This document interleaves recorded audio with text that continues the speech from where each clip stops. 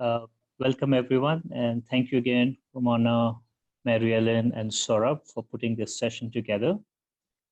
Uh, Please let me know in the chat if you're not able to hear me. I'll shut off my video then, and we'll continue talking. My name is Vishal. I'm the co-founder at Dream a Dream. What I wanted to do was, as we are talking about the education crisis that has been brought about due to the pandemic that all of us are facing currently, just a bit of unwrapping of what is this crisis that we are experiencing, especially our children and students. What we did at the beginning of the lockdown is we started reaching out to young people, teachers in our communities to understand what has been the impact of this crisis on them. And a whole host of challenges started cropping up. One predominantly, of course, which all of us are aware of, is the loss of learning. But around that and beyond that, there were a whole lot of other challenges that started cropping up. One that we saw is very high levels of anxiety. Children were very stressed and anxious about the lockdown and what's going to happen to their classes that are pending. Some students gave examinations but couldn't finish all the examinations. Some students didn't give examinations. So they were sitting on questions like, will I have to do my examinations again? When school reopens, will I be allowed to move to the next grade or not? Do I have to repeat a grade? So very high levels of anxiety without any clarity. The second was around many students came back to us and said they had to start playing adult roles in their families. The pandemic had caused many families to panic and almost become helpless and overwhelmed in the crisis. So older kids had to now start taking on adult roles, like taking care of younger siblings, making decisions on behalf of the family, uh, uh, thinking about where the next meal will come from, where the income will come from. So, but children are not necessarily prepared to play those adult roles, and that became a big point of stress for children. Uh, there was also a sense of loss of dignity and loss of a sense of being. With many children and students that we work with, which come from marginalized communities, were now being ostracized in their communities. If they had come in from the cities to small towns and villages, they were asked to live separately. Didn't have access to essential services in their towns and villages because people were scared that they might be carrying the virus. So being treated as a second-class citizen in your own country and being ostracized created huge emotional trauma for the children. Of course, we all are aware of the extensive migration that has happened in many communities. The trauma of migration itself, for children to walk miles and miles to get to their villages, but also then the stress of if we go back to our villages, will we move back to the cities, and will I get a chance to go back to my school? If I'm in the village, will my parents send me to school when the lockdown is opened up? So the migration itself and the related issues around migration, which is impacting children's education. We are likely to see a very high levels of dropout of children who are probably migrated back to villages, and a lot of children not going back to education itself because they have to now start taking care of their families and also becoming earning members in their family. We do see a disproportionate impact on girls because one is they have to become caregivers and caretakers in their families, but also with limited income now and livelihood opportunities for their parents. Parents will have to prioritize who gets education in the kind of social cultural norms we live in. It's likely that they will prioritize boys' education over girls' education. So we are likely to see disproportionate impact on girls. There is, of course, we are hearing of cases of violence and abuse in families. which again will have disproportionate impact on girls. Uh, but just being in now homes and neighborhoods, uh, being privy to violence and abuse, and not having a safe place to go to, not having a support system, maybe it's peers, maybe it's teachers, maybe it's just being in the school, is going to create trauma in the lives of these children, which could potentially also have long-term impact on their social emotional well-being. Uh, a combination of all these factors would finally lead to extended trauma, with huge impact on the mental health and emotional health of children. Just being now struggling with daily meals, struggling with the stress of parents not having livelihood opportunities or income sources. Many parents who have lost livelihood opportunities are struggling to provide for their children, in addition to not being able to pay rent in the homes they're living in. If they've already had debts, then there is the extended challenge of debt. So families who are probably just about at the fringes of coming out of poverty are going to be pushed back into extreme poverty because of this pandemic, and that's going to have a direct impact on children's education, not just in the short term, but also in the long term. The impact on the mental health and emotional health itself could potentially lead to failure to thrive. What we know from research is that when children in the early years, 0 to 10 years, experience a host of adverse circumstances like lack of food or nutrition, neglect, lack of emotional love and care, abuse, violence, extreme poverty, it impacts children's ability to achieve developmental milestones, which means they don't necessarily grow age appropriately at the right time with the right kind of skills. And the impact of this is many a times seen lifelong. And the impact of childhood adversity resulting in failure to thrive shows up in behaviors, shows up in children who might probably be very aggressive or very restless or extremely quiet, or children who are completely disengaged, or children who are consistently seeking attention. These are challenges we have seen in children in many of the communities that we work in already, but they're going to be predominantly pronounced now because of the pandemic. And our school systems are not necessarily geared up or prepared to respond and adapt to this trauma that children are experiencing because of this crisis. Now, this is what's happening to children. But what this crisis has also thrown up is the inherent inequities in our education systems itself, the structural inequities that already exist in our education system. There has been a lot of conversation in the last few years about how do we transform education systems to help our children be ready for an uncertain future. Well, that notion is outdated now because the future is here. The future is now. And a big question we're all sitting on is, did our school system, did our education do enough to prepare our children to adapt and respond to this crisis that is happening in their lives right now? And this has been shown. The inequities around our social cultural norms are showing up. We were talking to a young 8th grader from a low-cost private school that we work with, and she said their school decided to do online classes. So she convinced her parents to buy internet pack so she could attend these classes. But the teacher kind of made this rule saying, if you're late for the class, the online class, by 5 minutes, you will be considered absent and you will not be allowed inside this virtual classroom. So a lot of the stereotypes that we had in the offline spaces of our school system, the biases that we carried, the prejudices that we carried, we're just taking them now into the virtual world. We are not necessarily looking at it from a whole new lens, a whole new perspective. And these inequities are showing up.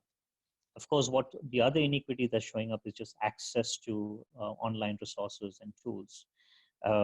While it has been absolutely heartening to see how Education providers, education entrepreneurs have stepped up and provided a whole host of online resources and tools in response to this crisis. We are aware that nearly 80% of the children that we work with in marginalized communities don't have access to internet. Even if they have access to internet through smartphones that their parents have, frankly, this is not going to be the biggest priority for their parents right now when they're going to scrounge around for a daily meal. So what this has shown up more starkly is education equities that have already existed, but this crisis has actually shown them up much more starkly. Now, as we start unwrapping this, right, and I'm sure a lot of you in your own conversations with young people in the community have come across many of these additional challenges and traumas that children are facing right now. My invitation is that before we kind of react from a space of panic, from a space of, oh, my children are losing out, or how do I support them? How do I reach out to them? How do I get them access to resources? How do I start sending them WhatsApp messages? How do I set up daily calls with them? Let's take a step back. Let's for a moment just take a pause. Let's be still for a moment.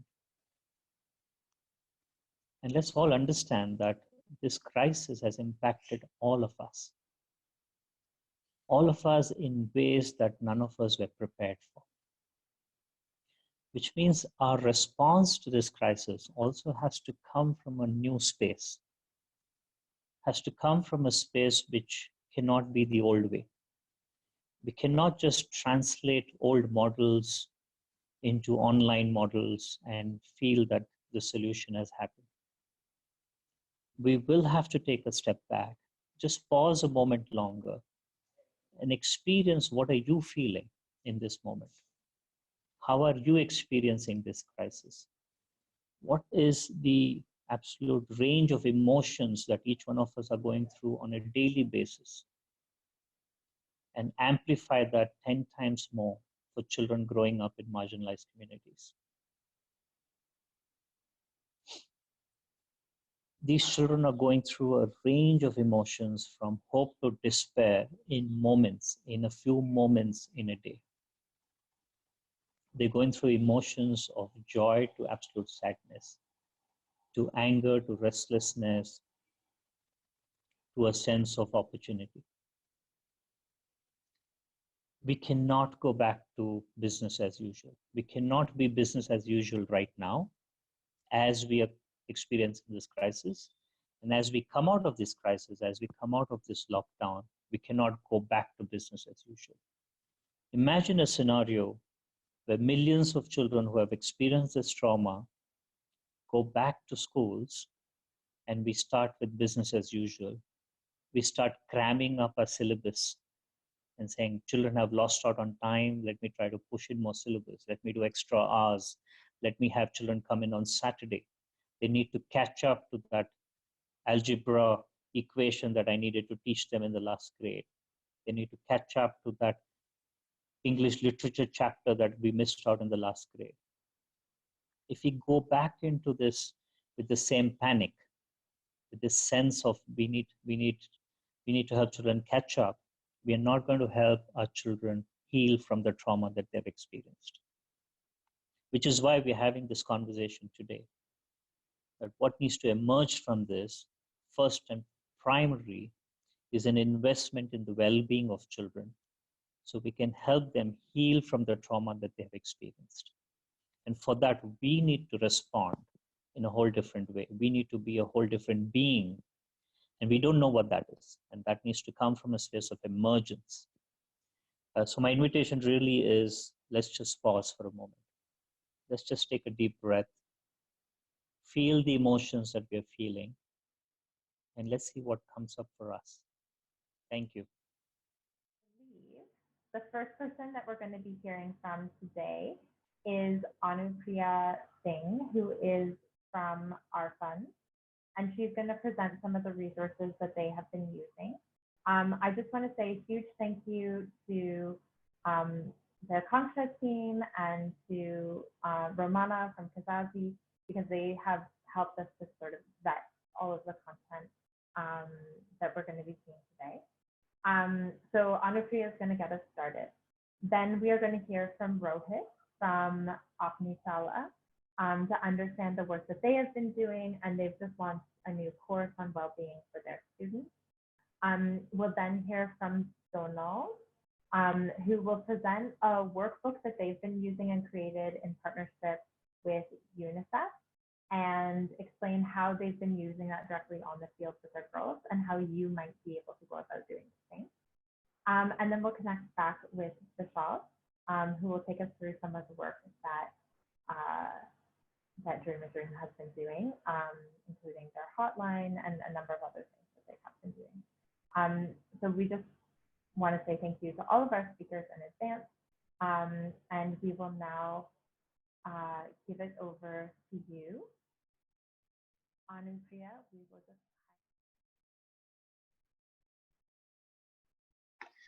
Hi everyone.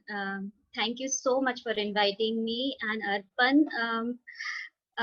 So we have been using our tools and materials with the children since quite some time in the field of healing.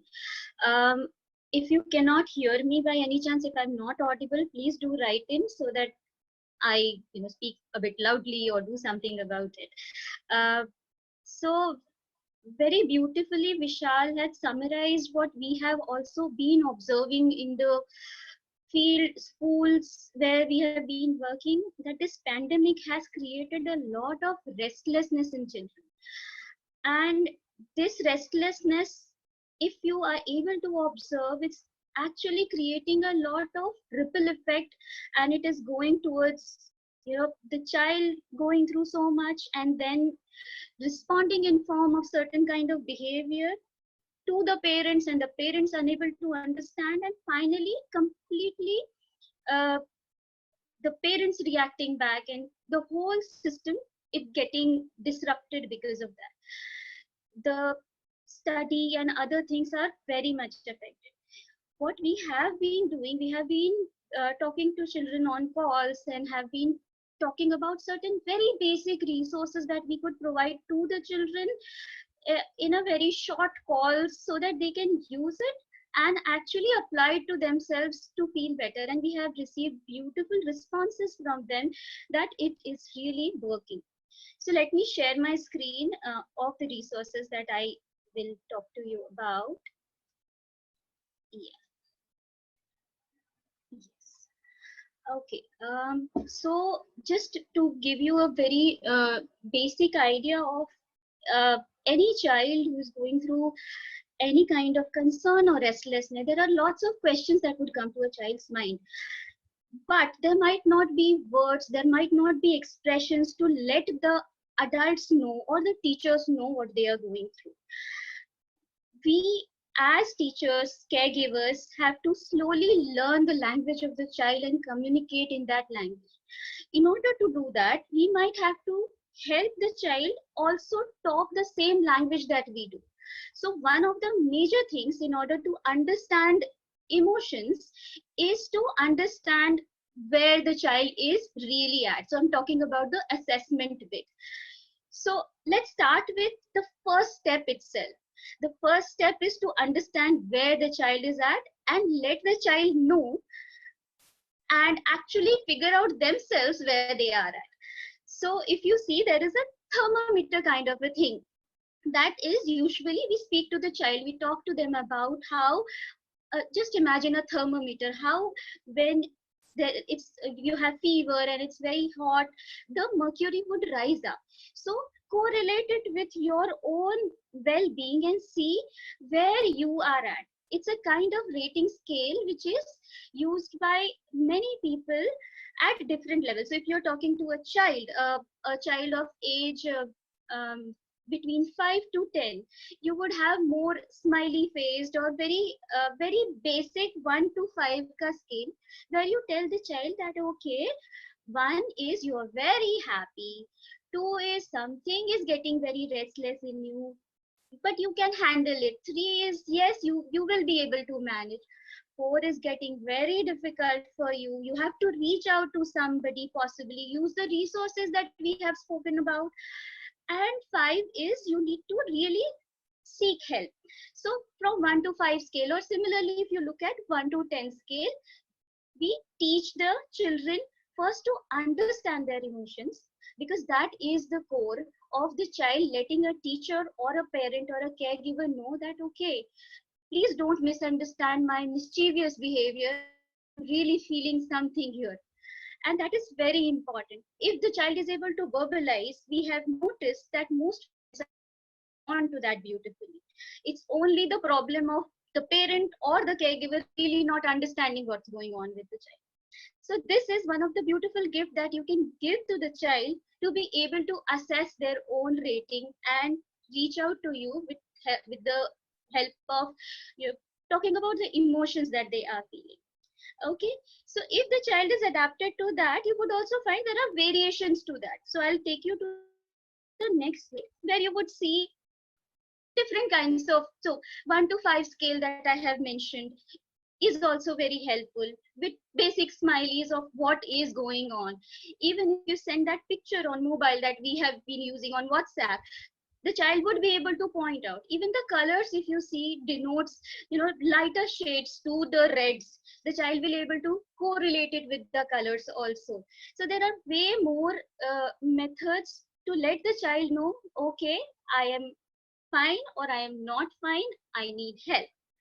Okay, now after the child has understood that the child is getting restless, anxious, negative emotions are coming, a lot of things are going on, you know, what to do Anupriya, about. sorry to interrupt you. Yeah.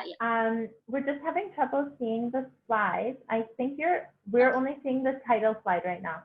Can you just exit the view that you're in on your screen? Stop sharing. I should do stop sharing, right? Yeah, just stop sharing and try start sharing again, maybe. Oh, okay. So let me share it again. Is it stopped now? It's stopped now. Try again now. Okay, I will share it. Try to share it again. Okay.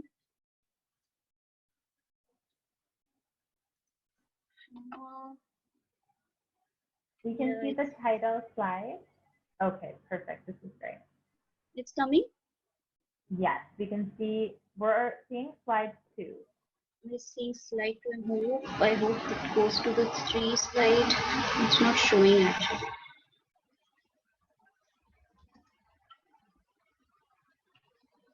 Now we can see slide 3. Slide 3, the next step you're seeing? And now we're seeing slide 4. Okay, so you can keep on letting me, because here I am unable to see what you can see because it's blank here. So that's fine. And anybody who's having trouble accessing, we've put in the chat a link to the presentation, so you can just see it directly there. Thanks for your patience, everyone. This is a bit of a software error. Okay. So what I was talking about is, after we realize that the child is restless, we as caregiver, teacher, parent, we have to understand what is happening to them. Now, any negative emotion can be either coming from past or the worry of future. So a child can be worried about something happened in the past. My brother hit me that way and that is bothering me and nobody cares for me. It's coming from the past. Or what will happen now? This pandemic has started, everything has stopped. I do not know what will happen. So it's like either they are in the past or in the future, and that is creating a lot of restlessness which they are unable to understand. Now, in order to get them more stable and emotionally regulated, one of the best method is to ground. Ground is getting them into the present. Now, how to do that? So grounding has been used for years by therapy practitioners. In meditation, it's very beautifully used, and with children, it works amazingly. So grounding is basically using different methods to get the child back to the present, allow the child to stay in the present till the time the worry goes away. So that is basically what grounding is. Okay, so there are many ways to actually ground anybody, even a child or an adult. So it's like like use 5 senses. So the way you would use any of the senses, it would get you into the present. And how does that happen? Is your mind starts using all the senses, understands and correlates it with what is happening in the now and why these new senses are getting activated. So I need to be in the present is what the brain's resolution is. So finally we come to this grounding. Now how to use the senses is the activity that I will be talking to you about again. So there are 3 specific activities that I have spoken about, and with variations depending on what type of child you are talking to, what age group the child is, and that can vary. So the activities will vary accordingly. Okay, so I'll move to the next slide. Can you see the next slide? I'm hoping. Yes, we can. Yes. So the activity 1 is basically called 5, 4, 3, 2, 1 rule. Here in this kind of game, if you teach the child this whole rule, the child can ground itself at any point of time. Or if the child is getting restless or throwing tantrums, it can just become a very beautiful game that you play with the child without even knowing would ground himself very beautifully. So if this whole process goes like, list 5 things that you can see. So now you are using your visual, basically sight sense, and you would count things. Okay, I can see a fan, I can see a tube light. Now the brain is registering, coming back to the present slowly. So the 5 things that the child would mention. Then 4 things that you can feel. Now feel is basically touch, not the emotion. So what all you can touch? Okay, I can touch the table, I can touch the chair, and I can run and touch this. So those 4 things you would do, and touch and tell as well. Then the 3 things that you can hear. Now you'll have to focus. Okay, I can hear the fan, I can do a tap right now, and possibly, yes, I can hear the tap, I can click my hand and do this, and again I can hear new things. Again the brain is focusing on the present. Then list the things that you smell, what you can smell, or possibly you can create the smell, or also you can go to the memory of the smell. Oh, I like smelling roses, can I imagine the smell? That would also work. And then the last one is something positive about yourself. What do you like about you right now? Okay, I can manage my anger very well. Okay, very nice. So these are the 5 beautiful things you would do in the order of 5, 4, 3, 2, 1. There are also worksheets or variations that you see in the other part of the slide. If you see, there are images made, and then boxes are there. Now the child can even write. So thinking about what they can see, hear, feel, they would write on the boxes, and slowly, as you notice in this exercise, they would start calming down. After that, after they have done all of that, you would then connect it to breathing, because breathing is known as very beautiful anchor towards grounding. So then take 3 more slow and deep breaths, and you will be much more calmer. If you let the child go through this step, the child would automatically realize the pre and post of it. Suppose if the child has come to you and spoken about, okay, I'm feeling 7 today, I'm unable to handle anything, and you talk about all of this with the breathing. You ask the child, where are you feeling now? Has it reduced a bit? Where are you now? And this is how you would find beautiful reduction and emotional regulation happening nicely. Okay, there are again variations to this game as well, because grounding would, so I'll just show you. Yeah, so there is another game that is made. Now what has happened here, that you have kept breathing constant. So smile, breathe in, breathe out is a constant, whereas an activity given post that. So this becomes an anchor point towards all the senses. So smile, breathe in, breathe out, count the lines on your hand, count your fingers, smile, breathe in, breathe out, possibly touch something and come back, smile, breathe in, breathe out, jump 5 times.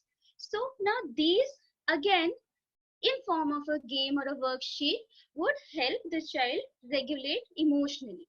What we have noticed that these variations really help the child, and many times they come up with beautiful games, and we have observed even teachers using that many times in the beginning of the class, because a grounded class would be a present class, and a present class would take whatever is being taught very nicely. So that's how it helps in usual teaching process also. So even before starting any class, you would find certain teachers using these methods in the beginning of the class. Okay, the second activity is breathing. Yahan pe you have breathing as a focus, so you have to anchor your breathing and touching together.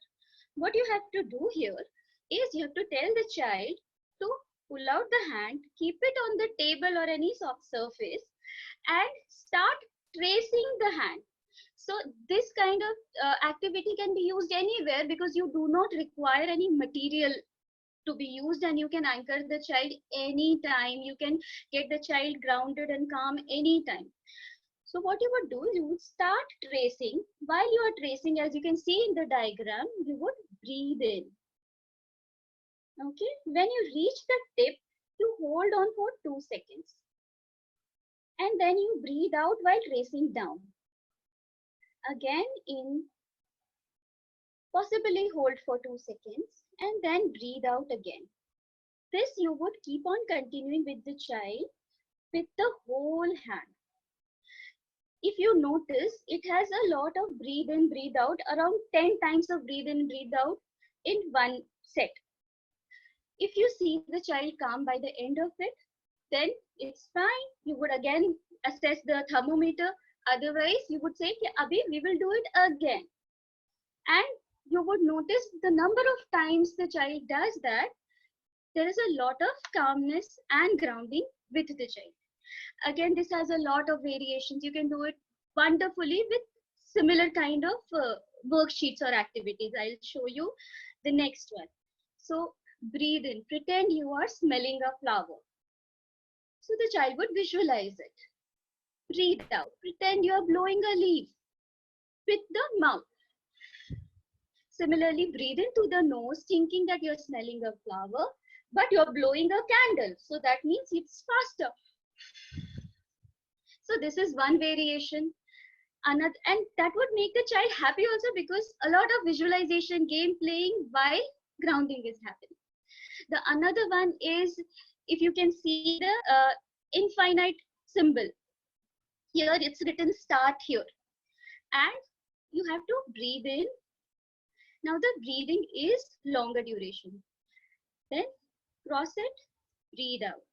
And this thing you have to let the child keep on doing it till they feel much better. They'll come back to you, they'll say that this really works, and they will keep it as a resource box, because that's what we have experienced. Similarly, the star breathing is another variation of that, where you would pick up one point, breathe in, hold, breathe out, breathe in, hold, breathe out. Similar to what we did with the palm. Okay. The next or the third activity is butterfly hug. Now, it's been known that bilateral stimulation of any kind is very helpful calming process, and that's the reason bilateral stimulation basically means activating the right side and the left side of the brain.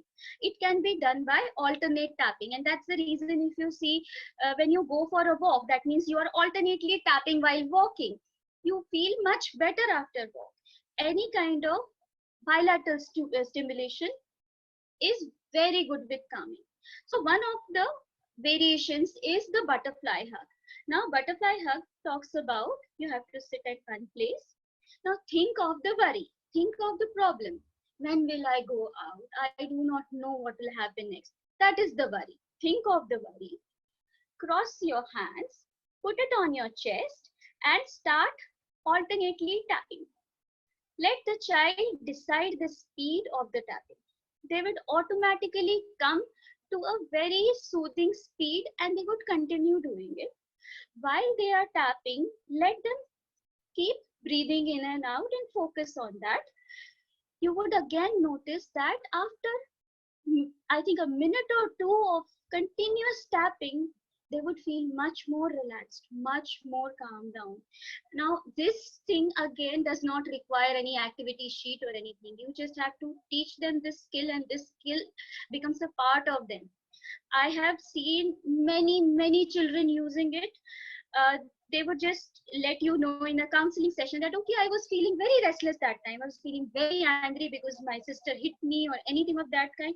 I went to the room, I sat, and I did this for some time. And you know, Didi, I was feeling so good. So this is what butterfly hug does. And it can be done by adults as well as children. Again, it has a lot of variations, so we'll go to the variation because it depends on the comfort of the child. Yeah, one is shoulder tapping. There are children who would not want to touch here, they would want to be tapped here by them own. So it looks more like a hug. So you would cross your hand, hug yourself, and then do this tapping. This tapping has similar results. It just has to be alternate, and this is what you have to follow. Another one is, you can see here, knee tapping. So you have to keep your hands near your knees and keep on doing this tapping. Again, you have to notice that it has to be alternate. The third part is, you can connect your thumbs, keep it here, and then tap. Again, it helps very nicely to ground the child.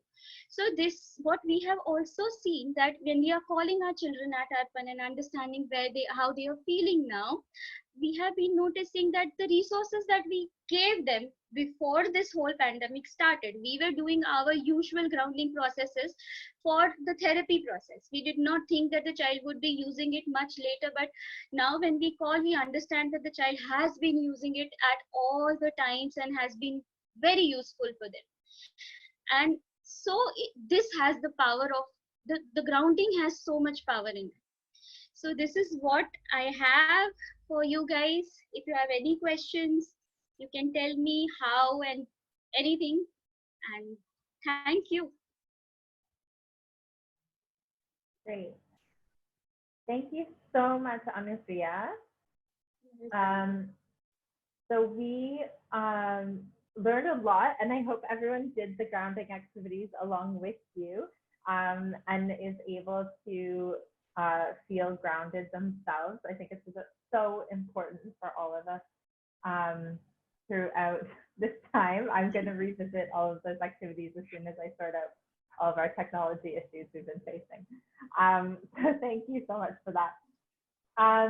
We now have the wonderful Rohit Kumar from Apni Shala, who's going to present about the work that they have been doing and the resources that they've created.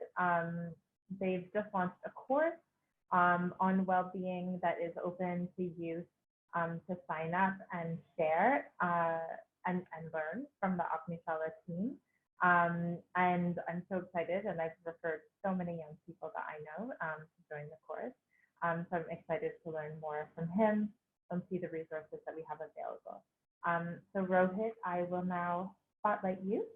So please ask you to turn on your video. So hi everyone, good afternoon. My name is Rohit. I work with Apni Shala Foundation. Our work primarily is doing social emotional learning work for us 7 years or so.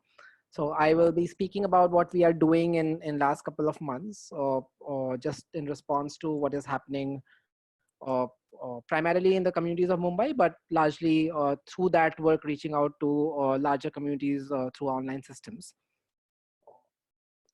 Just to kind of give a little bit of context of how Apni Shala's work is positioned in the larger spectrum of mental health.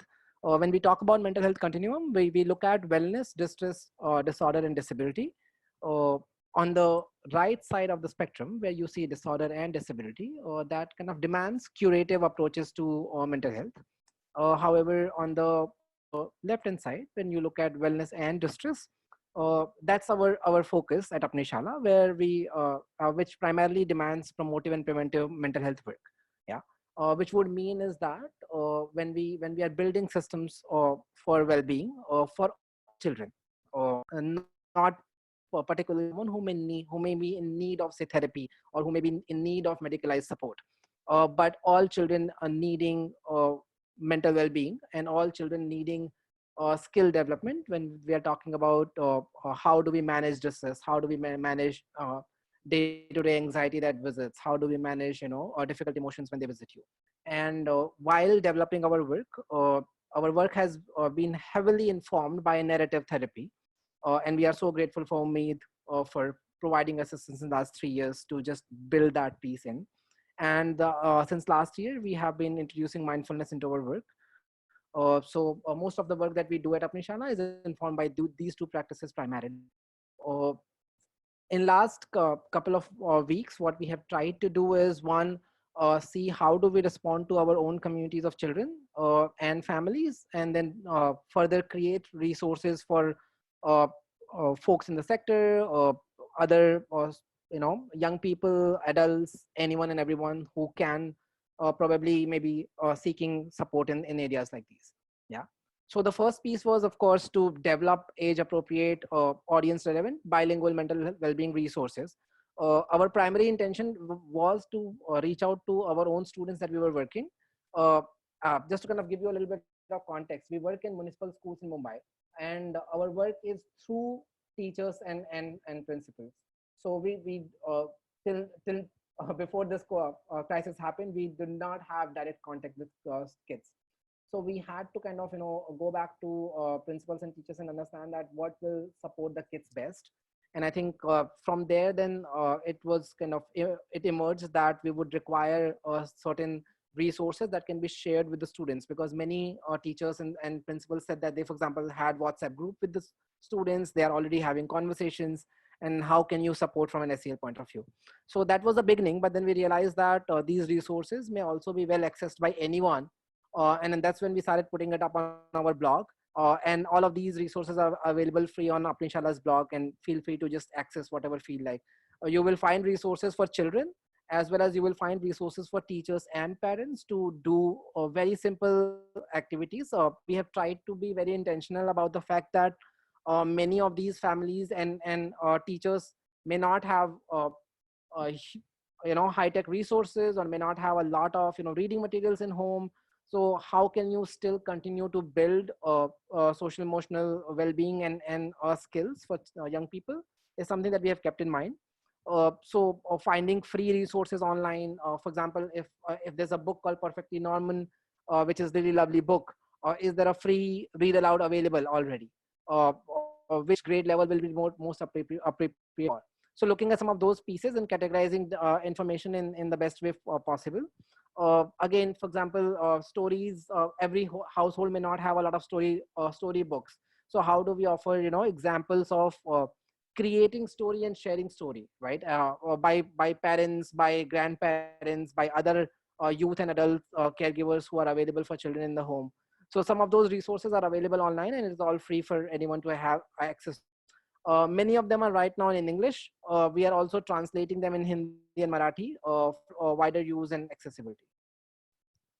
We have also developed a SEL check-in template because we realized that now most of our work earlier was in group setting. But then if we have to do a one-on-one check-in, say over phone or WhatsApp, so we worked with the Meet team again to kind of develop what would that check-in template look like.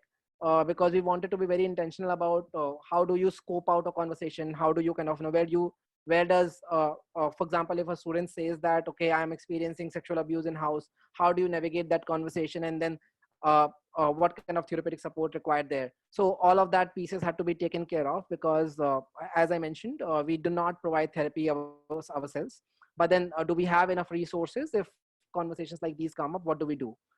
So this template basically helps our team to design a scope of conversation and also navigate that in empowering ways for children, where they don't see that, okay, ye bhaiya didi to kuch kar nahi payenge beyond this point, but how do we kind of empower the facilitator or the teacher or the caregiver as well as the child from an agency point of view, even in the context of crisis. And then there are a lot of as I mentioned, SEL activities for caregivers to be able to do at home. So feel free to access these resources on our website. I think we will also be sharing the link for this later.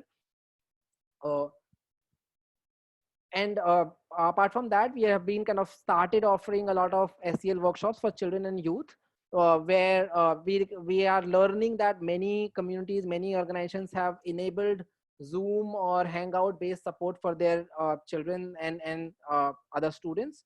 So these are certain offerings that we have kind of started creating and started testing. We tried it with first graders at Coach, and it has been pretty neat. So story readings, or just kind of engaging them through some of the activities that we do usually in the classroom. And again, as I mentioned in the beginning, most of our work is constructive learning themed. So we try, even through videos, we try to make opportunities for kids to be able to do stuff. And the focus remains on integrating narrative ideas, integrating mindfulness work in the ways we are talking about social emotional well-being. Beyond that, so one thing that we talk a lot about in Apni Shala is that how do you develop individuals, which is children, communities that we work with, etc. But also how do you, and I think Vishal was mentioning in the beginning that we all have to take that pause. So what does that look like, right? Because how do we turn the systems around our children into more caring, more well-being oriented systems? And I think we adults are the systems for our kids. So how do we kind of reorient ourselves by taking that pause, becoming still for a moment, and then creating those opportunities for our young people? So I think in keeping that philosophy in center, we have been offering a lot of workshops for educators themselves. How can they what does well-being looks like for them? How can they take some of these things with their kids in the schools and communities that they're working with? And then further breaking it down, how does inclusion plays out when we are talking about well-being? How does what are some of the SEL frameworks that you want to learn about at this point? And again, like just breaking it down for educators to one, for themselves, for their own well-being, but also largely to kind of offer well-being based support to the communities that they work with. And the last piece, again, in the same intention of structuring care for the organizations, that how does that look like? We have been kind of working with some of the organizations, especially with leadership teams and employees, to understand the well-being, how well-being is understood within the organization, but also how does it look like for them when they are reaching out to kids? How does it look like for them when they're thinking about the caregivers? How does it look like for them when they are kind of thinking about well-being in the rebuilding process of COVID? Like once all of this gets over, what are we thinking about ahead in the time? So we have been kind of in conversations with a couple of organizations, just kind of structuring that piece. A lot of work happens in a consulting fashion, where we are kind of creating that space for the leadership team themselves to explore what does well-being look like for them at this point, and what is working, what needs to change, how it needs to change. And again, kind of pivoting back to what Vishal was saying, that it will require a new response, right? It will require a different kind of response as we are healing out of this crisis. So what does a new response looks like, and how do we co-create that response? So yeah, again, there's a registration link that we have, hopefully will be sending out after the session. So feel free to sign up if in any of these things you think is useful, or probably we can work together on any of these offerings. Yeah, that's more or less what I got. This is my email ID. Feel free to send me an email if you want to know more, if you want to talk more. Yeah, thank you. So, hi everyone.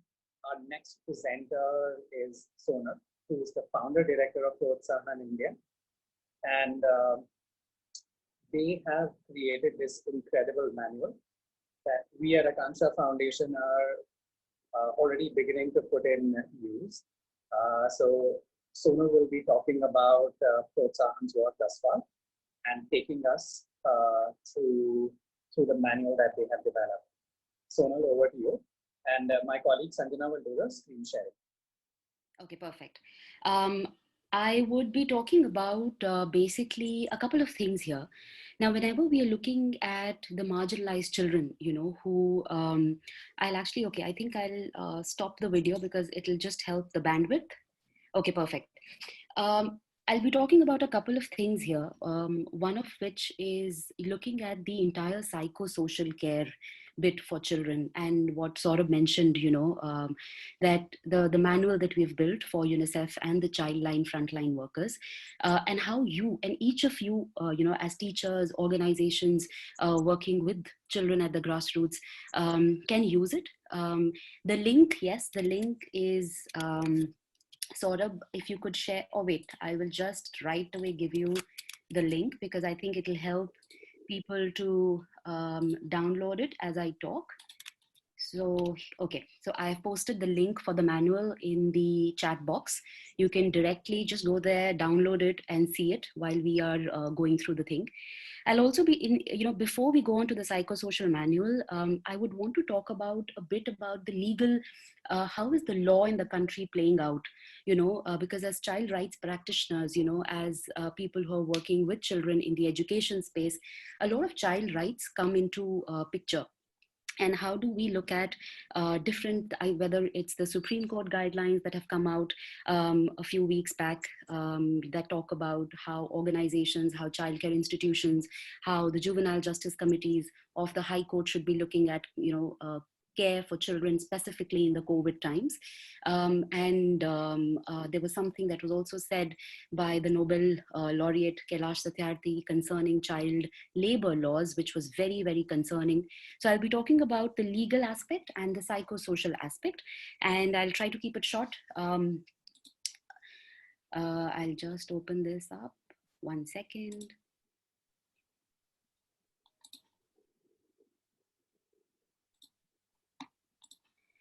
A lot of you might have come through a lot of news items and a lot of pieces on through Twitter, social media, where different countries are coming up with different, I will not call it innovative practices, but definitely something that has been highlighted during the course of this pandemic.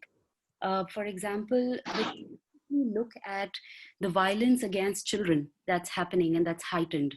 There was a latest report that came out in the Hindu, the newspaper, which specifically mentioned about the 92,000 cases that Childline saw in probably just 11 or 12 days. And how do those, although there was some clarification that was given out by Childline saying that though the data was correct, they did get 92,000 calls on different children stuck in different violence conditions, children stuck at home with abuse conditions, children stuck in different on street. So it was all encompassing, but the volume of calls has certainly increased in the last 2 to 3 weeks after the lockdown happened. And how do we and immediately after that report came out, Supreme Court came up with the guidelines. So we'll just quickly go through some basic legal aspects that the Honorable Supreme Court came up with. The first was that, the very fact that the lockdown has severely affected the functioning of the courts across the country. So not all courts are, open at all times, which was the case previously. Only specific urgent matters are, the courts are kind of taking care of those matters through video conferencing, etc. For specific directions which were issued, a number of directions and measures, in fact, were issued by the Supreme Court in this judgment that I'm talking about, to child welfare committees, to childcare institutions, to juvenile justice boards, etc. And this entire judgment, you can't call it a judgment really. The entire guideline scenario came through a suo motu case that was titled "Contagion of COVID-19." If you just do a Google search, you will find all of these guidelines. So they basically, what's happening with the juvenile justice system is that it has created an elaborate structure at the district level to ensure care and protection of children. But during these COVID times, how much of it is effectively being implemented, nobody knows, right? So the measures that the Supreme Court said that the child welfare committees, the different committees that are set up for either for children who are in conflict with the law or for children who are in need of care and protection, both of these are legal terms. For CWCs specifically, the Child Welfare Committees specifically, they are directed to proactively consider whether a child should be kept in the CCI right now. If there is any possible need where the child, or any possible checklist where the child can be considered, as simply as we would say that, the child can be sent back to the home under, so we say that special online sittings or video sessions may be called for by the childcare institution. So jitne bhi, I can see a lot of teachers are also joining us from the grassroots, so I'll try to keep it in English and Hindi as well. सो बहुत सारे child care institutions हैं, Holmes हैं, observation Holmes हैं जहाँ पे हमारे बच्चे हैं, और ये स्टेट और सिस्टम की रिस्पॉन्सिबिलिटी बन जाती है कि जब कोविड लॉकडाउन है, यहाँ पे किस तरीके से उनको रखा जा रहा है, किस तरीके से उनकी केयर या सेफ्टी मेंटेन की जा रही है। तो सुप्रीम कोर्ट ने इसके अंतर्गत गाइडलाइंस जारी करे हैं। उन्होंने बोला है कि स्पेशल ऑनलाइन वीडियो सेशंस हम क्रिएट कर सकते हैं उन बच्चों तक पहुँचने के लिए जो कि बंद हैं। एक तरीके से अगर हम बोलें कि अब वो खेलने के लिए भी they can't move outside that shelter home. तो अगर आप डायरेक्ट किसी चाइल्ड केयर इंस्टीट्यूशन के साथ काम करते हैं, please reach out to them saying that these are the few, जैसे अर्पण ने बहुत सुंदर एक्टिविटीज जो शेयर करी, if you can do it online with the child care institution, you can absolutely go ahead with this, because the Supreme Court now mandates that you can do this. Supreme Court has also mandated the child welfare committees to monitor regularly through video conferencing or through telephones, that is, to ensure prevention of violence against children in all its forms. Similarly, ऐसे ही different guidelines हैं जो कि juvenile justice boards के लिए, children's courts के लिए जारी किए गए हैं। एक बहुत स्पेसिफिक पॉइंट जो I think I missed saying was that children who are allegedly in conflict with law, जो बच्चों ने किसी क्राइम के अंतर्गत अगर उनको ऑब्जर्वेशन होम में रखा गया है या बोर्ड, जुवेनाइल जस्टिस बोर्ड के सामने उनकी पेशी है और उससे पहले ये लॉकडाउन आ गया, उनको बेल पे रिलीज किया जा सकता है with adequate measures in place. So all of these things, the Supreme Court has come up saying that this can be absolutely implemented. And जो counseling services हैं, at a lot of levels, the counseling services that these children were having access to before the lockdown, immediately with the lockdown, all of those psychosocial counseling services had to be suspended, right? Because the people were all kind of working from homes or stuck in homes, etc. But the Supreme Court clearly mandates that the counseling services can be restored. The Supreme Court in these guidelines have also very clearly mentioned that the child line number 1098, thus no art, is not under a lockdown. वो एक essential service provider की तरह काम कर रहा है बच्चों के लिए. So if you hear about, if you see cases, if you have children coming to you and saying that they are facing abuse at home, or they are facing abuse in any of the settings, and they are reaching out to you, definitely you can reach out to 1098. Do not feel or think that it is kind of shut or it's under a lockdown and they will not come. It's one of the best things that's happened to the children of the country, and you can definitely use the services for of Childline in these times as well. The Supreme Court has also given guidelines or directions to the state governments very, very clearly. They have also said that you have to in fact make a disaster mitigation emergency situation plan, जो कि आ सकता है in terms of a lot of people feel that this is not the time, the lockdown is going to open up in the next maybe 2-3 weeks, if not on 3rd May, maybe by the end of May it'll open up, etc. But I think we should not be assuming things right now. Let's wait and watch what kind of comes up. And the Supreme Court has also given guidelines saying that the state governments have to mandate that all the childcare institutions in that respective state have access, are making the access to counseling services available to the children, even if it means to organized trained volunteers who could step in to care for the children. Obviously, to again points that needless to say but have been mentioned in the guidelines as well, is that ensuring adequate availability of good quality face masks, soap, disinfectants like bleach, etc.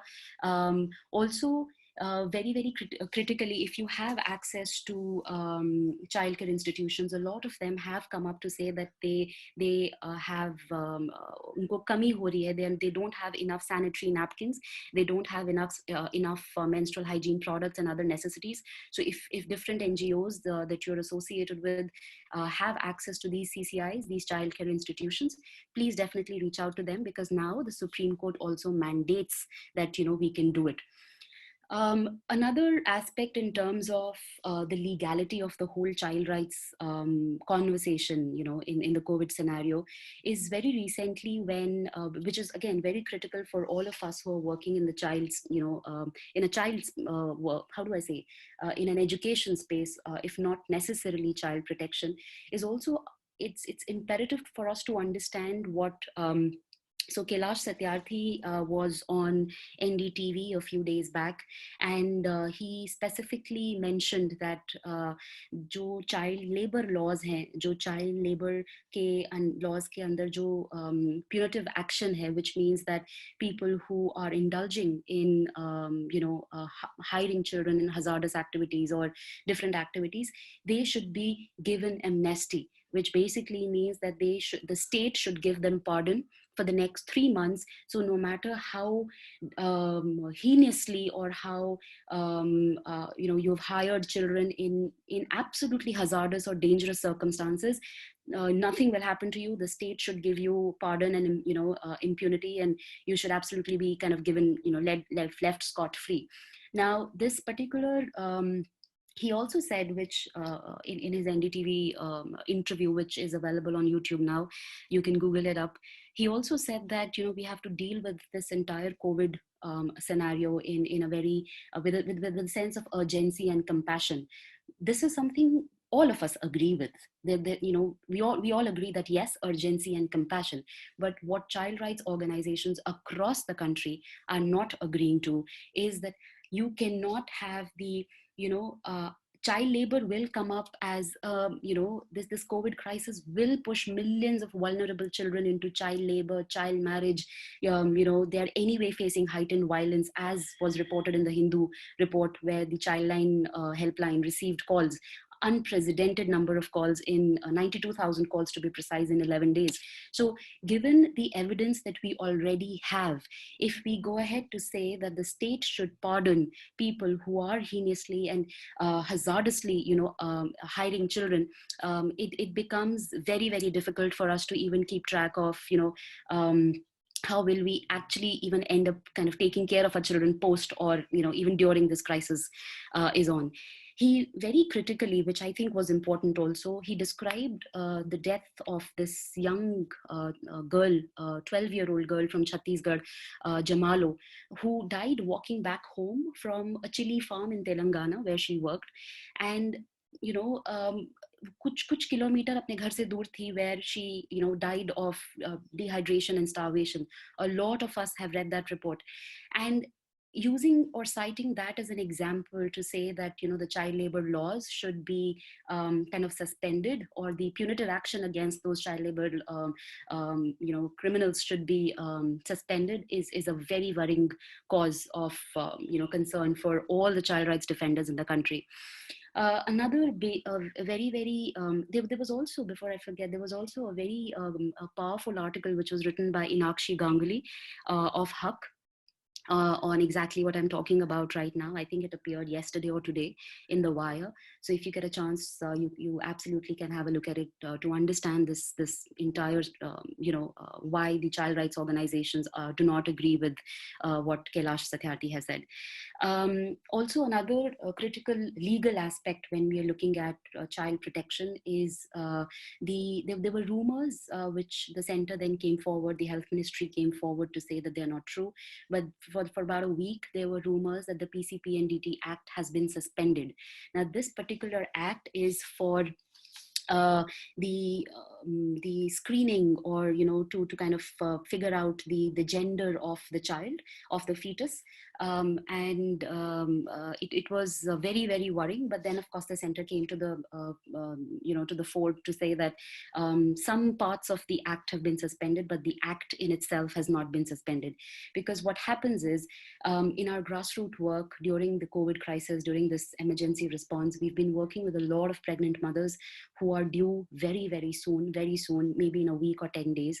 And what happens is, a lot of times, there were rumors that because of the suspension of this screening, so आप अपने fetus का gender जाके पता कर सकते हो. And there were times when we've in our grassroots work, this rumor which started coming up, it created a lot of confusion. So although the center has now kind of come up with a clarification, so kind of it's good now. But my whole the reason why I'm talking about the legal piece before the psychosocial piece is because all of us work with children, in some or the other capacity, either as educators, as caregivers, as leadership teams. And it's important to understand where our organizations are or will be in the next 6 months to 2 years. I'm not even going into the ATG 12A and the PM cares and the fundraising and the laws space over there, but there, as an entire legal understanding of things will be very, very critical in designing our programs at the grassroots. Will be very important if we are working with maternal and newborn health and care.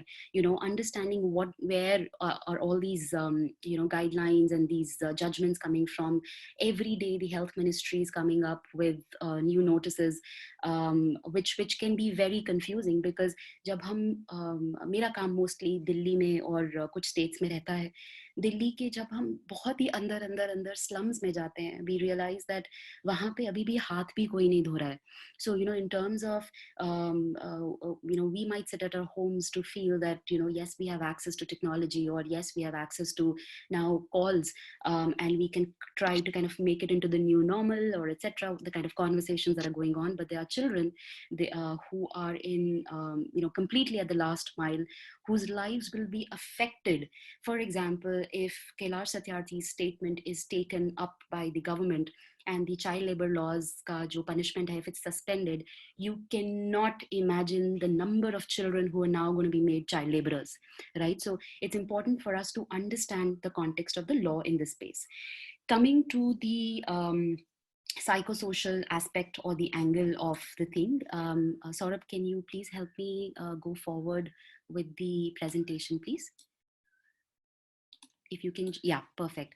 So ये जो हमने basically ये psychosocial manual बनाया है, the reason why we did it was it was basically done for childline frontline workers, and we realized that although they are present in over 500 districts across the country, not a lot of the worksheets, a lot of those worksheets might be similar to what Anupriya also mentioned.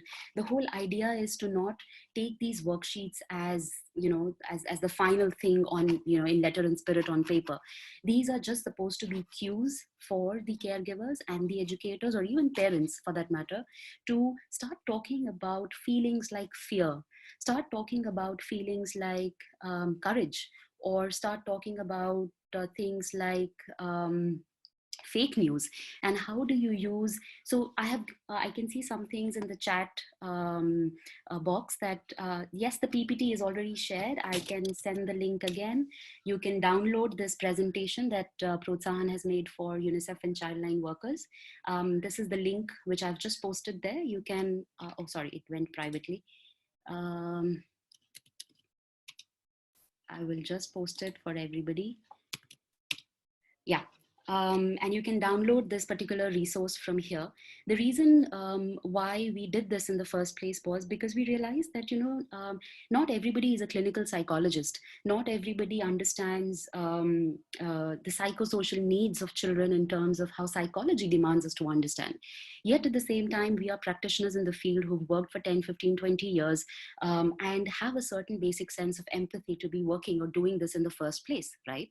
So how, for example, these little things that, the manual will tell you, for example, there's this little thing that I absolutely love as well, that the kids who need the most love, you can kind of extrapolate it to people as well, but I think the kids who need most love will ask for it in the most unloving ways. वो बच्चा irritate होगा, वो बच्चा hyper होगा, वो बच्चा गुस्सा दिखाएगा, वो बच्चा डिसरिस्पेक्टफुल होगा. जब भी कोई सिग्नल ऐसा मिले, whenever you feel that children or kids are being unreasonable, that's the time when they need the most love. As practitioners in the field, let's never forget that. There's also a basic psychosocial understanding. Yes, I will. Yes. So there's also a very basic psychosocial understanding that we as practitioners have, which I will share with you. That let's learn to talk with our children. I think Anupriya shared it that whenever we are trying to do psychosocial worksheets with children, we try to generally try to make it so simple or so difficult, or we don't talk in a language which the child would want to understand. So, for example, about 6-8 days back, I was talking to this 18-19-year-old girl who so she texted me on WhatsApp, and she said that, ma'am, mera chautha abortion hai. I'm going through the 4th abortion. And usne ghar pe midwife bula ke, doula bula ke, ghar pe kiya, jo bhi sab kiya, because of lockdown, there were no medical facilities that were accessible. And she says, usne literally एक sentence लिखा कि मेरा शरीर बहुत खत्म सा हो गया लगता है, मेरा शरीर बहुत weak सा हो गया लगता है. Now, when you get, so children's issues are not always to do with school. In fact, most times you will realize that, एक second. So most times you will realize that it's not always about, how do I put it? It's not always about English, Hindi, math, science. Sometimes it's just about, bringing that empathy which is within you in terms of sentences, in terms of thoughts to the child, right? So when you're talking to the so sorry, I forgot. I'm trying to manage the chat box with the presentation and what I'm saying. Sorry. So when this child asked us that, I feel empty from within. And all we had in terms of access to this bacha was just that WhatsApp or a phone conversation or a WhatsApp voice text, right? And we told her, I wouldn't say it was counseling by any means, but how we kind of tackled that in that moment, and which immediately made her feel better, was we told her, जब एक पेड़ पे जब पतझड़ का मौसम आता है और एक पेड़ के सारे पत्ते चले जाते हैं, ऐसा नहीं है कि उस पेड़ पे दोबारा पत्ते नहीं आते हैं. It's a season, it's a time. अगर उस पेड़ को हम nourishment दें, sunshine दें, उसका ख्याल रखें, उसके ज्ञान से वृद्धि दें, all of those little angles that would help her understand the situation from where she's coming from. अगर if we would have tried to downplay it that, hey, this is not important because, hey, we're doing too much of dry ration distribution work, so it wouldn't make sense. Or if I would have tried to explain, go do this, she had already undergone the abortion process, right? So how do you try and reach out with just that basic sense of empathy? So when you're talking to children, absolutely, as caregivers, as practitioners, we have to make sure that we are looking at them as if they were the most kindest, the wisest, the most beautiful, magical human beings that ever could be. Because what they believe is what they will become. Let's not forget that, right? We generally try to ask the kids, what is it that you want to be when you grow up? That's a wrong question. Why should a child be one thing when they grow up? A doctor or a teacher, or why can't that child be video game player plus local panchayat leader plus college graduate plus 20,000 things more, right? So I will just quickly go through the things in the psychosocial toolkit. I'm not putting too much stress on the toolkit per se, because all of you now have a copy each. But the reason, all of this has been discussed by Anupriya, so I'm not going to repeat it. Can we forward this, please, Saurabh? Yes. So yes, we'll stop here. This is one strategy that we feel that kind of works when you're working with children, that let's listen first. हम हमेशा बात करते हैं कि वो बच्चा हमारी सुनता नहीं है, वो बच्चा बहुत आर्ग्यू करता है. हम हमेशा पेरेंट या केयर गिवर से पूछते हैं कि क्या आपने अपने आप को इस काबिल बनाया कि वो बच्चा आके आपसे ट्रस्ट करके आपको चीजें बता पाए. So most of the times when we are working in the child sexual abuse awareness space, a lot of cases come to us, and every time the teachers or people in the organizations, they always tell us that, hey, the child is not making a disclosure. The child is not telling me. I know the abuse has happened, but the child will not open up. Have you made yourself worthy enough for the child to trust you? And a disclosure for anything, whether it's sexual abuse or any sort of abuse, a disclosure is not an event, it's a process. It might take 2 years, it might take 6 years, right? And similarly, healing is a process, right? So the activities that we have put in the toolkit will come immediately after this. Can we go forward, please, Saurabh? Yes.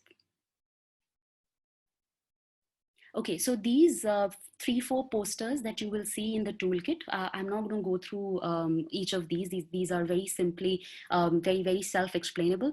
These are basically what parents or caregivers can, if they need some sort of a scientific, resources. So we've kind of culled them out from the CDC and the WHO directly, where you can, print them out, you can use it, and how do you make hand washing and hygiene fun? How do you set up routines? A lot of times people feel that, this lockdown time is a time when my child should be taking piano lessons. My child, that is of course a very privileged way of looking at things, or my child should be doing 1, 2, 3, 4, 10, 20 things, or we as adults should be doing 20 things or attending 20 webinars. But I think it's not important to be insanely productive, but going back to what Vishal said very beautifully, it's about time to take a pause, right? And we have to let our children do the same as well. Yes, so it will be available. Childline is doing a Hindi translation for this entire manual, and a lot of organizations in Bihar had also asked us for a Hindi translation. So it should be available in the next 10 to 15 days. When it is, it will be available on the UNICEF, the same portal where you've downloaded this particular thing. Yeah. Okay. Can we go forward, please? I'll quickly finish it. Can we straight away go to the activity, sort of? All of this I've spoken about. Yes, 1 second, just go back, please. These 3 images. Back. One more time. Yes, so these, forward, please.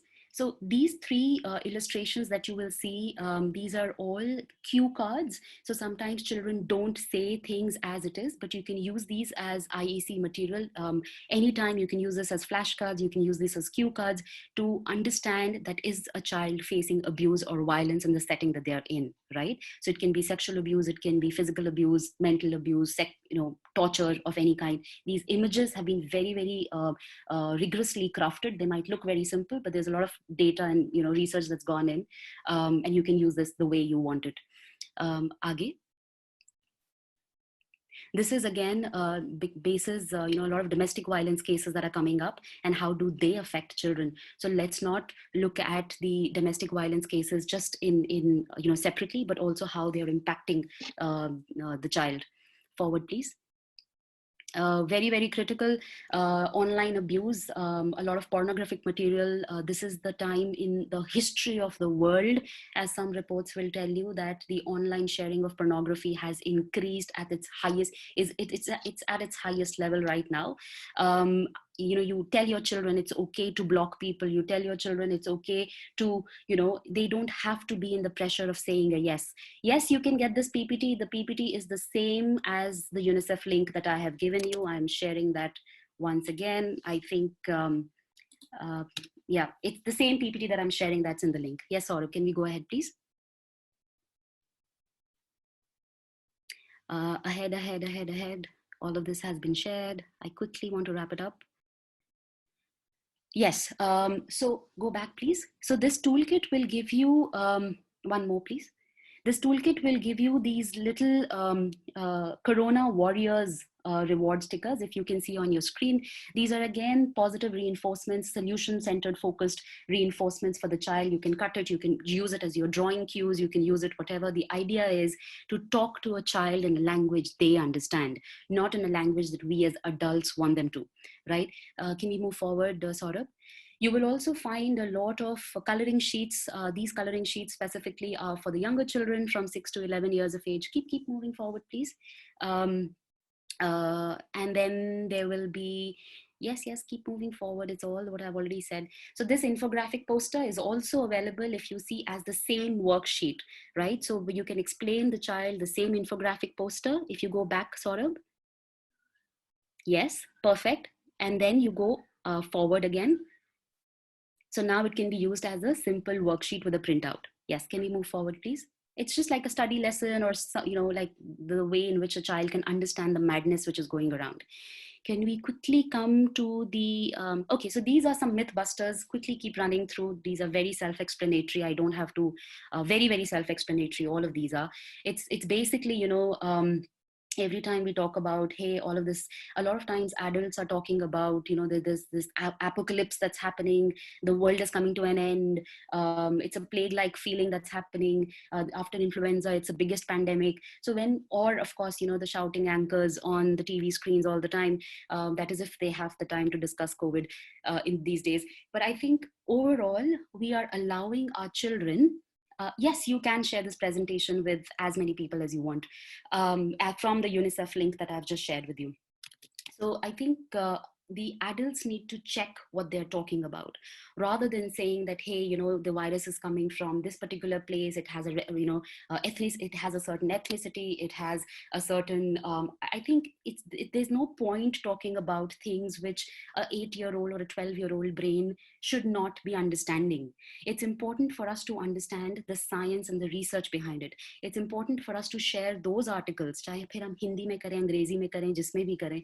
It's important for us as caregivers or educators to share the stuff with them which destigmatizes this whole thing, and as something that makes us look deep within, right?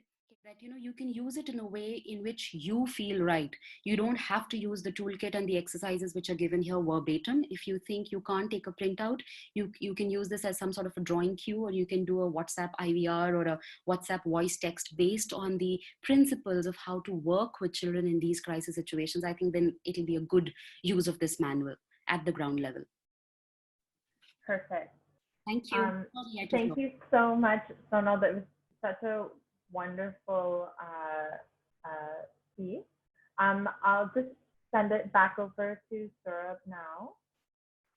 Thank you so much, Sonal. Thank you. That was really enlightening. And just to inform our audience that we are in the process of planning workshop number 3. That's going to extensively focus on how do we really support children at risk. That will give us an in-depth understanding of legal aspects that Sonal touched upon in today's conversation. We understand that that in itself is an extensive webinar for a couple of hours or even more. So we are planning that in 2 weeks from now. Up next, many of you have already heard from Vishal, whose organization Dream a Dream is working to impart life skills and think about empowering of young people. As head of the organization of Ankanksha, where we are in touch with close to 3,500 young adults right now, our alumni, I have always drawn inspiration from the way Dream a Dream has approached life skills over the past decade or so. So over to you, Vishal. Yeah, thanks, Saurabh. Well, in the interest of time, I'm probably just going to talk through our offering very quickly. I don't have a presentation. We'll just give you a context. Dream a Dream has been working in this space of life skills and social emotional learning for about 20 years. And over the last 20 years, we built a host of resources, curriculums, pedagogical approaches, teacher training manuals, training resources for volunteers and mentors. So what we would like to offer to this group, especially in the context of what we spoke earlier around the impact of the pandemic on children, and with all the other resources that have been shared, and primarily focusing on well-being, what we could potentially offer to educators or youth workers, people working with children and young people, is a series of workshops to help us be better prepared to support children with their well-being. As Rohit earlier mentioned in his presentation, the whole space of well-being and distress, in those two key areas, we could potentially build your capacities. And what we would like to offer is a four-part series of workshops for potentially your entire organization or groups of 20, 25 people. The first workshop focused on understanding childhood adversity. What does it mean? How does it show up? What is the impact of childhood adversity on children? What are the long-term effects of adversity on children? And building on that context, then what skills do we need? Like Sonal was mentioning about this beautiful story of this girl and how they responded to her when she was going through a personal crisis. The second workshop would focus on skills of listening and validation. How do we as adults build specific skills around listening and validation, around authentic listening, authentic speaking, and validation?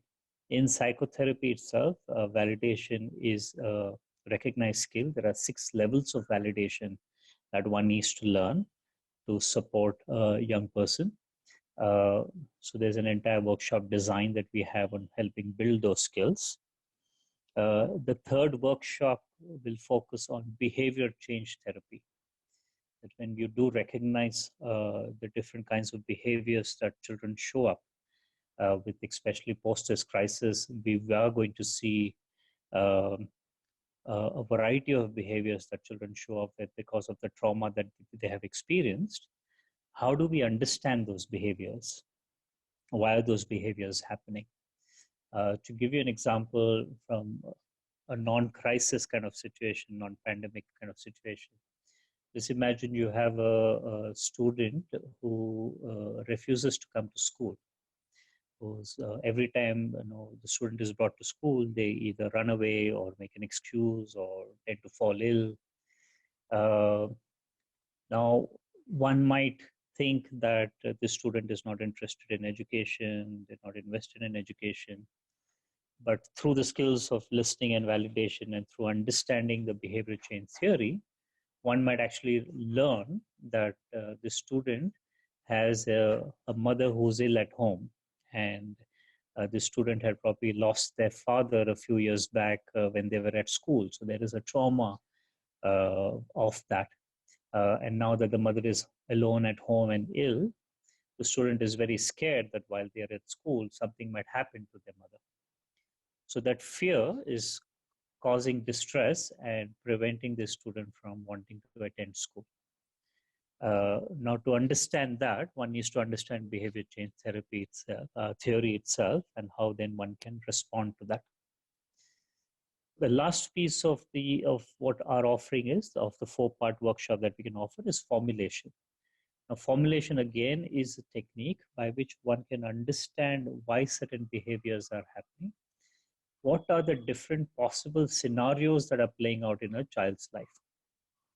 Now, if you go back to the same scenario of a student not wanting to come to school, there could be multiple reasons. They might be getting bullied at school. They might be getting eve-teased on their way from when they walk from home to school, or they might have an ill parent at home, or they might be getting abused at home, or they might not be getting enough sleep at home.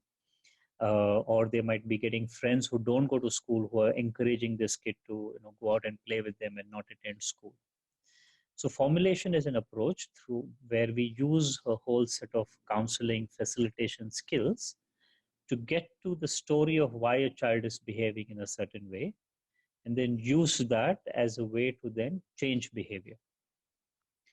So these are the 4 workshops that we can offer to organizations, groups, volunteers. One on understanding childhood adversity and its impact. Second on building skills of listening and validation. Third on understanding behavior change theory. And fourth on understanding formulation approaches and techniques to bring about behavior change. Yeah, that's about it. Thank you.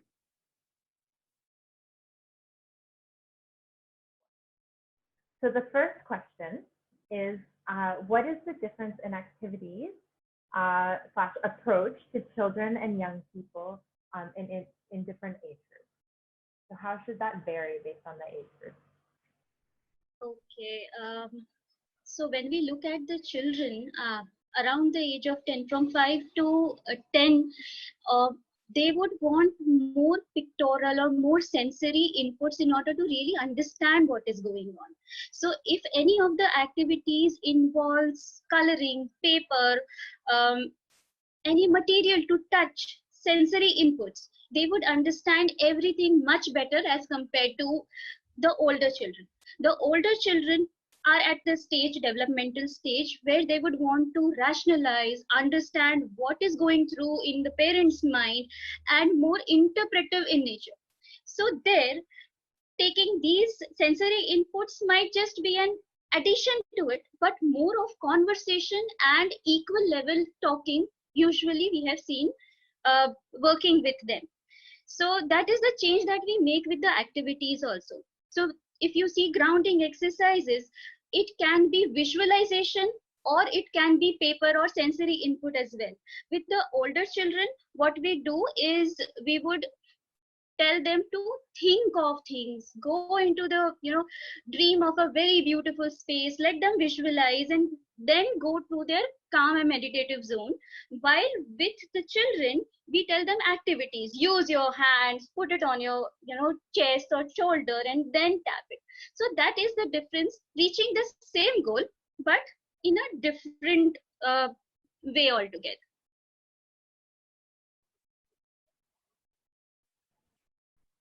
Thanks. Did anyone else want to weigh in on that question? Sure, Sonal.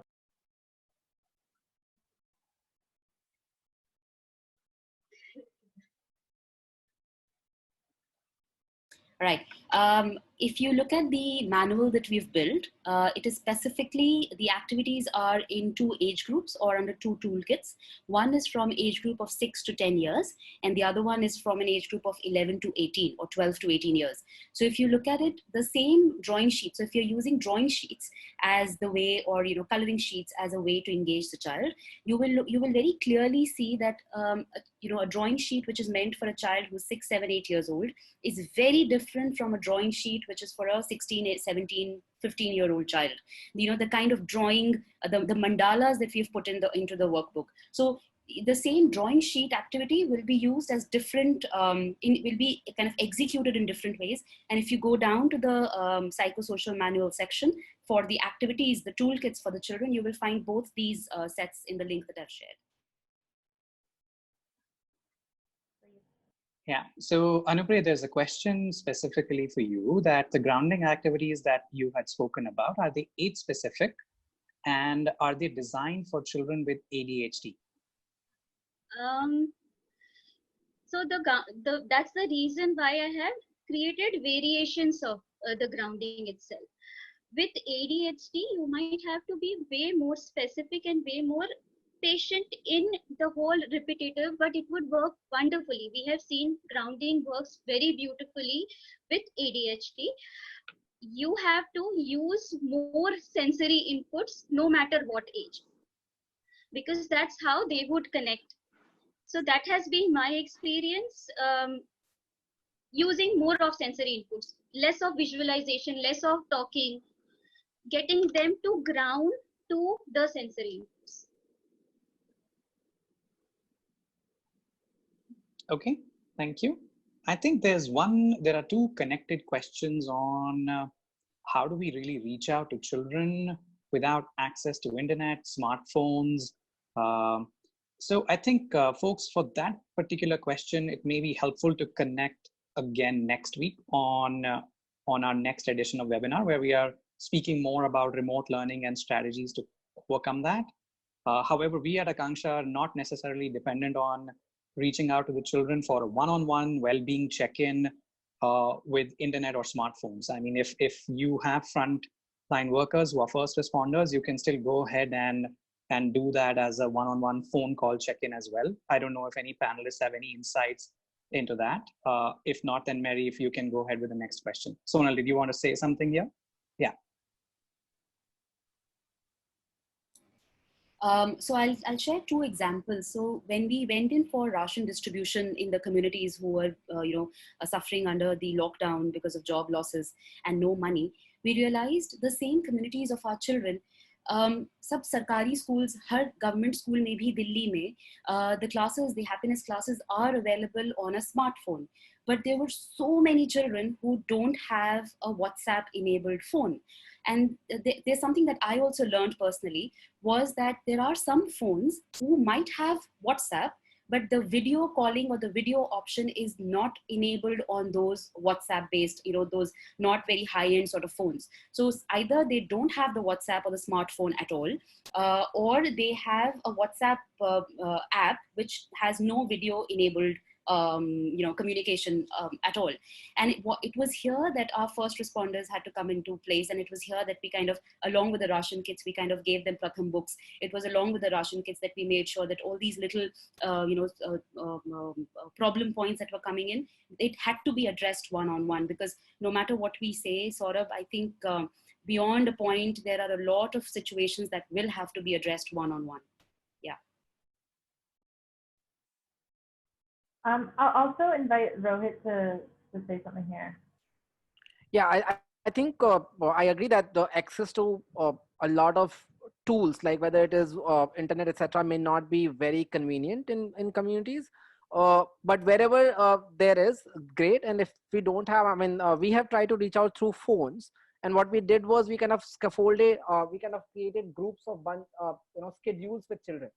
And as I was mentioning in my presentation, we have created resources for younger children separately, whereas and for older children separately, where how do you have those conversations and what those conversations should look like. So for example, if I'm speaking to a child A on Monday, then I kind of structure that conversation and bring the child back again on, say, next week or week after. So that kind of rolls in. And it is done for, say, early childhood differently than the older kids. In cases, we have also worked with parents on how, if we are not able to reach out and have those, work directly with children, how can we kind of loop in parents, knowing that they are already super stressed, doing stuff that is above and beyond what they're already doing. So being mindful of that has really kind of helped us in designing how these conversations will look like. Yeah.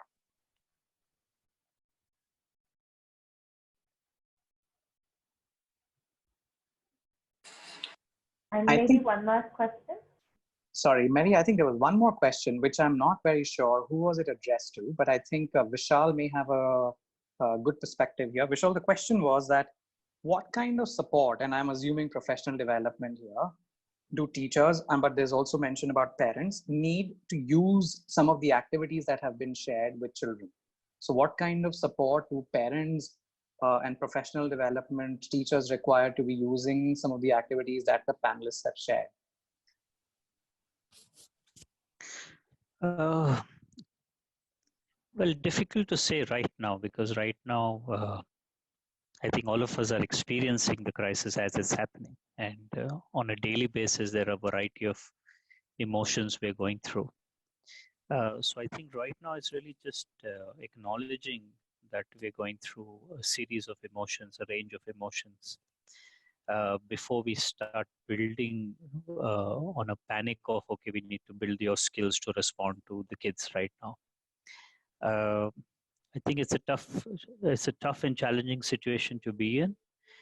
I think I would recommend that we just be available for teachers and listen to them and help them make sense of their own emotions and help them deal with their own emotions. Because when they feel seen and heard, when they feel acknowledged, they feel validated, they will be able to do the same for their children. So yeah, just if you do have access to teachers, I think just listen and validate.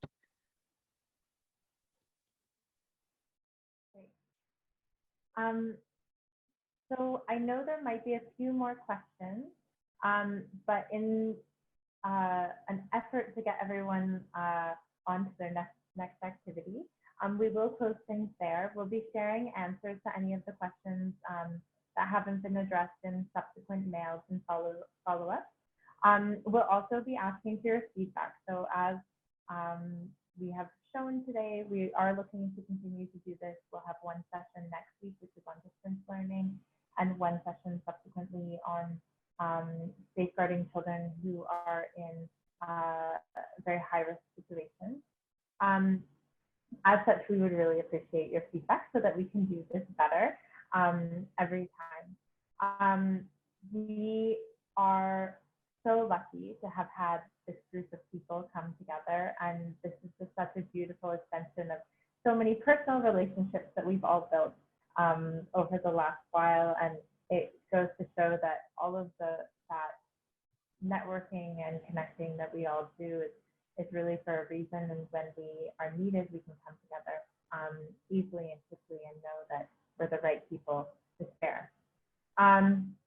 To close up today's session, we wanted just to share our reflections, which is that during this time, there's a real responsibility that so many of us are feeling as citizens and to engage, especially with the children that we serve. We've heard from a lot of different people about what can be done immediately, but at the same time, there's still a number of really big questions that are emerging for us as educators. Can we be still to look ahead at the long term? What needs to change about our educational priorities to meet the needs of our students in the face of this pandemic? How can we create time to focus on well-being? And what does this mean for academic pressure? And most importantly, can we create time and space for us, for ourselves, to step back and take care of our own well-being first, so that we have something to offer first. So with that, we'll just say a big, big thank you to everyone, and I look forward to the day I can give you all a big hug. And we hope to see many of you again next week as we share strategies for distance learning. So thank you, everyone, and thank you to Saurabh and Romana for their partnership in bringing this together.